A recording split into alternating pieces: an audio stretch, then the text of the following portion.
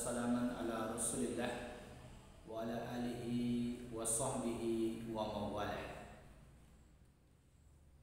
Bersyukur kita kepada Allah Subhanahu wa taala, pada Ramadan ketiga ini kita kembali dipertemukan menjelang berbuka puasa ini dalam agenda ngaji Ramadan. Insyaallah kami akan menemani Anda dengan sedikit ilmu menjelang berbuka puasa pada hari ini. Seperti biasa, pada episode ketiga ini kita akan membahas, khususnya yang akan kami sampaikan adalah terkait dengan di antara sunnah puasa Ramadan adalah mengakhirkan sahur dan menyegerakan berbuka. Dua hal ini adalah sunnah yang telah ditetapkan oleh Rasulullah SAW. Bahkan Rasulullah SAW bersabda, "Tasahharu fa inna fis sahuri barakah." Makan sahurlah kalian, karena di dalam sahur itu ada berkah. Pendengar yang dirahmati Allah Subhanahu wa taala, Rasulullah SAW telah mengatakan bahwa dalam sahur itu ada berkah. Memang sahur adalah satu yang disunnahkan, bukan wajib, tetapi di dalamnya terdapat keberkahan. Paling tidak ada 3 keberkahan yang terdapat dalam sahur, waktu sahur.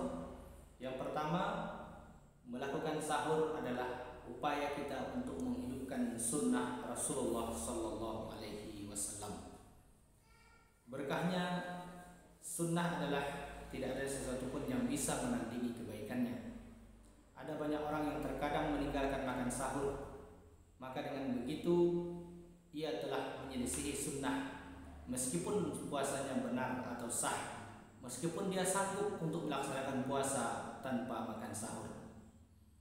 Padahal yang menjadi sunnah adalah bangun tidur lalu makan sahur, apapun yang dimiliki, supaya Allah memberkahi dalam bangun dan puasa yang kita lakukan.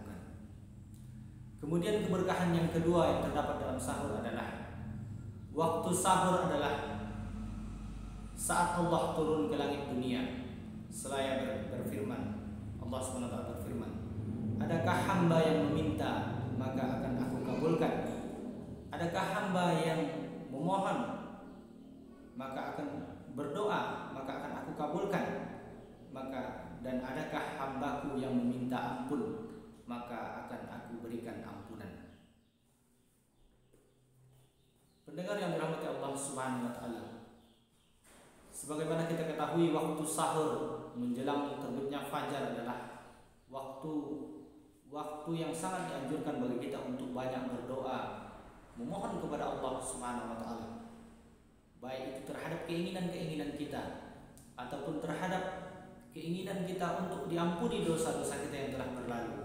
Maka di sana, di waktu tersebut, Allah menjanjikan bahwa setiap permohonan kita akan dikabulkan oleh Allah, dan setiap permohonan ampun kita insya Allah akan diampuni oleh Allah Subhanahu wa taala.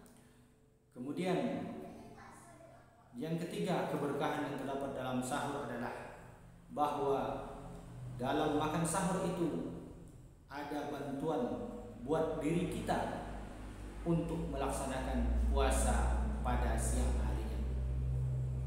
Meskipun kita sanggup rasanya berpuasa tanpa makan sahur, tetapi akan lebih afdol, lebih dianjurkan bagi kita untuk tetap menyiapkan bekal kita di siang hari dengan meminum seteguk air, atau memakan beberapa suap nasi, atau memakan beberapa biji kurma dan lain-lain sebagainya yang akan bisa menguatkan kita untuk melaksanakan puasa di siang hari, sehingga puasa kita akan tetap produktif, bisa bekerja dengan maksimal. Tidak hanya sekedar puasa, tetapi kita berpuasa juga tetap produktif, bisa bekerja, berusaha untuk mencari ridho dari Allah Subhanahu wa taala.